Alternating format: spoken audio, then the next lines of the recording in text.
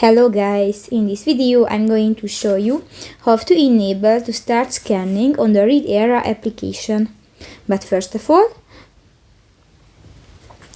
I just want to mention, please don't forget to subscribe to our channel, because at 100,000 subscribers we are going to show you our YouTube revenue statistics and growth strategy, how to make money more online. So let's jump into it.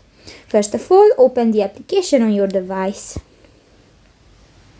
Click to the three lines at the upper left corner of the screen and go to the settings option.